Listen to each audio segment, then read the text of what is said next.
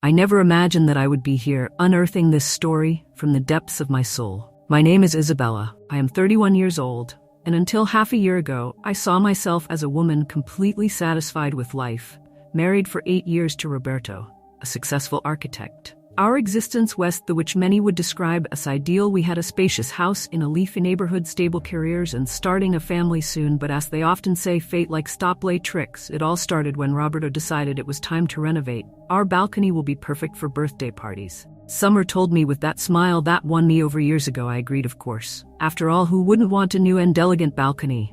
Roberto hired a local construction company. In the first place, I met Gabriel. Gabriel at 21 years old was the incarnation of youth and vigor, tall, with broad shoulders, rebellious brown hair, and honey-colored eyes that seemed to shine with an almost hypnotic intensity. When he smiled and extended his hand to greet me, I felt something I hadn't experienced in years. Butterflies in my stomach, tremors in my legs. "It's a pleasure to meet you, lady," said with her deep voice echoing in my ears. "I'm Gabriel, and I lead the team that will renovate your balcony." I swallowed hard, trying to maintain my composure. "It's a pleasure, Gabriel. Please call me Isabella." In the following days, I tried to keep my distance, diving into my work as an editor of a fashion magazine, but it was impossible to ignore the noise of the renovation, the constant pounding, the laughter of the workers, and above all, Gabriel's voice giving instructions to his team.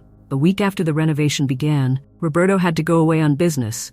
"It will only be 2 weeks," my love said, kissing me softly. "Before leaving, take good care of the house and keep an eye on the renovations." Okay, I felt a mixture of relief and guilt. Relief for not having to hide my growing attraction to Gabriel, and guilt for feeling this way. That day after Roberto left, I decided to take lunch for the workers. "It's the least I can do," I told myself, ignoring the inner voice that whispered other intentions. I went out onto the porch with a tray of sandwiches and natural juice. Gabriel was alone, measuring something with a tape heat measure. He turned around when he heard me, and his face lit up with a smile that made my heart flutter. "Isabella, you are very kind," I said, getting closer. "It's nothing," I replied, placing the tray on an improvised table.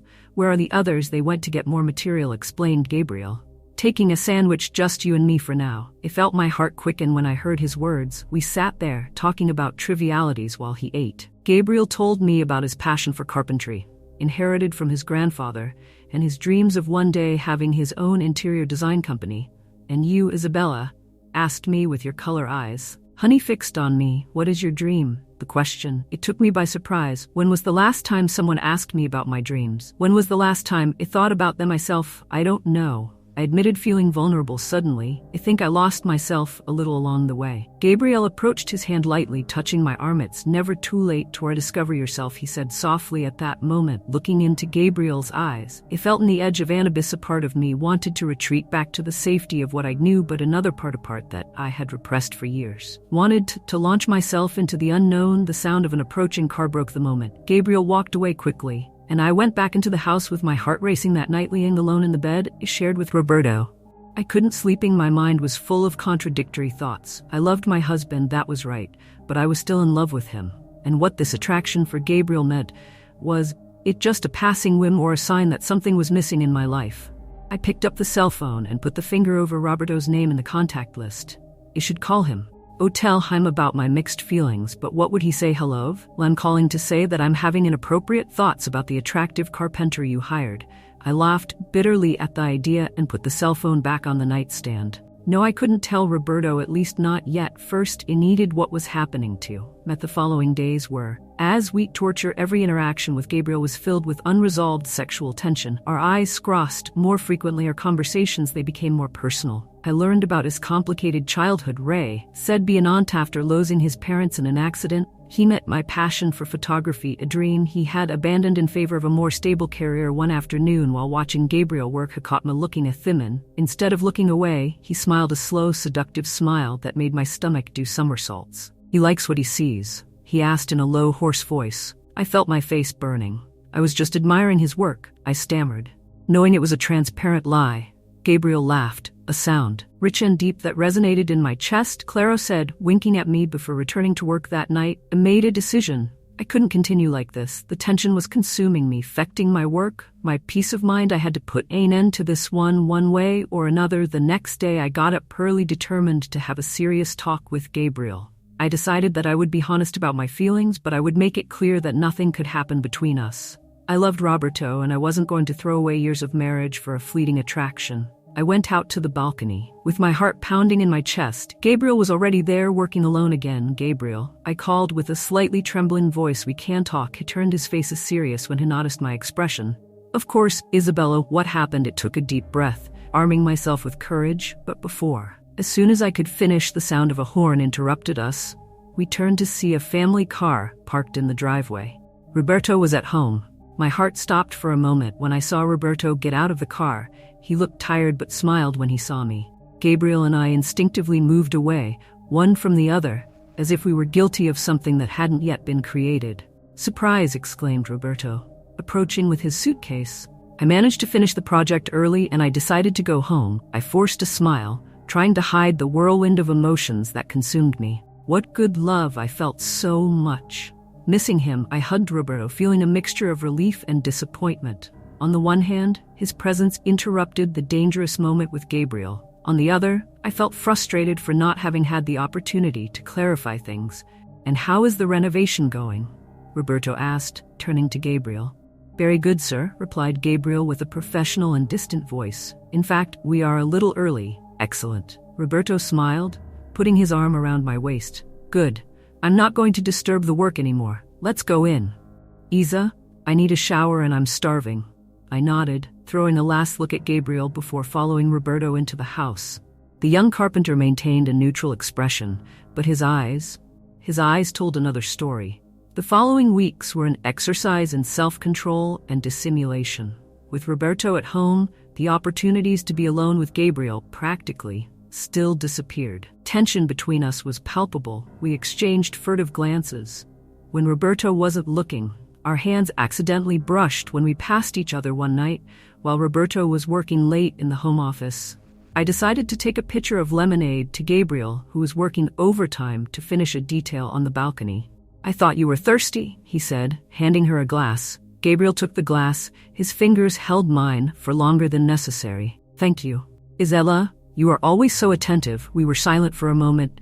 The air between us was filled with unspoken words. Isabella began.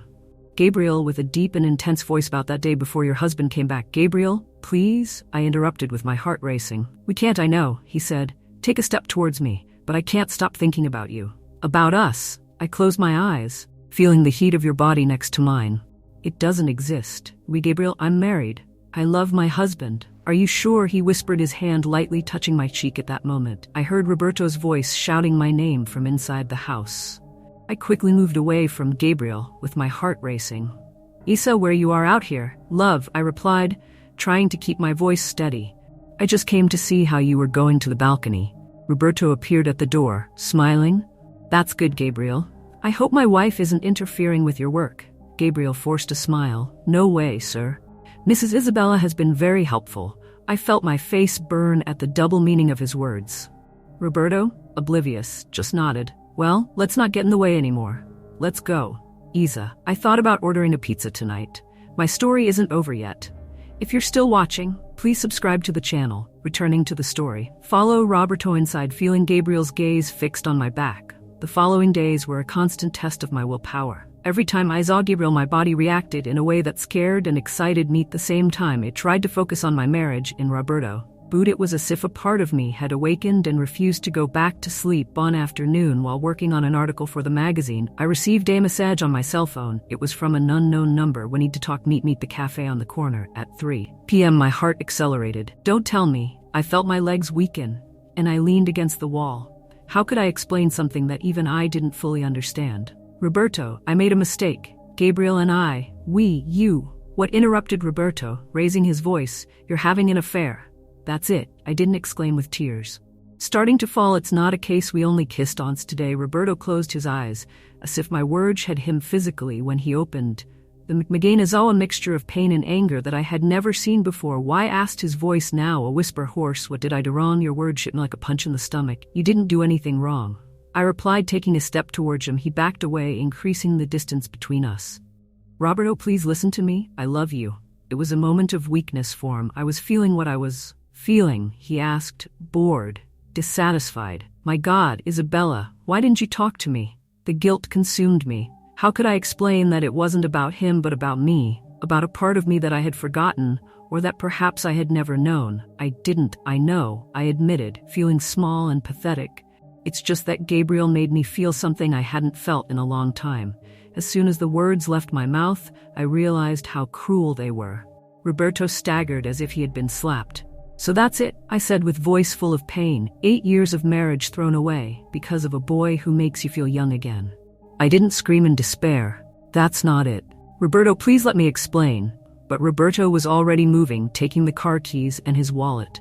I need some air," he murmured. "I don't know when I'll be back." "Roberto, wait." I tried to reach him, but he was already out the door. The sound of the car leaving echoed in the silent street. I collapsed on the floor, sobbing. How could I risk everything we had for a moment of passion? Hours passed. I tried to call in, but they all went to voicemail. I sent messages. I begged for forgiveness, but I didn't get an answer around midnight. I heard knocking on the door, my heart raced thinking it could be Roberto. But when I opened it, I found Gabriel on the other side. "What are you doing here?" I asked, throwing a looking nervously at the street behind him. "I needed to see how you were," he said with his eyes full of, "I tried to call you, but you didn't answer. You can't be here." I whispered, trying to close the door. Gabriel stopped her with his foot. "Isabella, please, we can't leave. Things like this, what happened to your husband?" It felt a wave of anger was hovering me. "What happened? He found us out, Gabriel. My marriage is falling apart, and it's all our fault." Gabriel, recoil on your face. "I'm sorry. I didn't meant to cause problems, but, Isabella, what we feel about each other." "Enough," I shouted, pushing him out. "There's no such thing as us. Gabriel never existed. It was a mistake, a terrible mistake." I closed the door tightly, leaning on it and sliding to the floor outside. I heard Gabriel call my name once before his footsteps moved away into the distance. The next few hours were a whirlwind of regret and self-censorship. I reviewed every moment of the last few months, every decision that led me to this point. How could I have been so selfish, so reckless? When the sun began to rise, I heard the sound of a car parking. I ran to the window with my heart accelerated. When I saw Roberto get out of the vehicle, he looked exhausted with deep bags under his eyes and his shoulders slumped. I opened the door before he could use the key. We stared at each other for a long moment. The air was full of unspoken words. "Roberto," I started, but he raised his hand to me, interrupting. "Don't say anything yet. Izetta spent the whole night thinking, Isabella, about us, about our marriage, about everything." I swallowed dryly, expecting the worst. "I love you," he said finally with a hoarse voice, "and I want to believe that you love me too, but what happened, I can't pretend that no, I happened." "I know," I replied, the tears coming back to my eyes.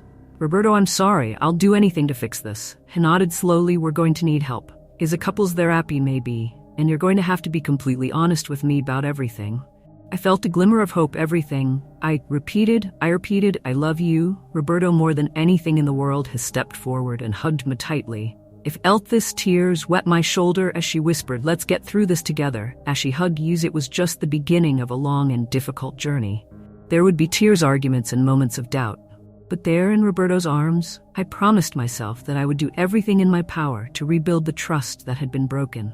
The sun continued to rise over the horizon, marking the beginning of a new day, and hopefully, a new chapter in our lives. The road ahead would be difficult, but I was determined to walk it step by step alongside the man I truly loved.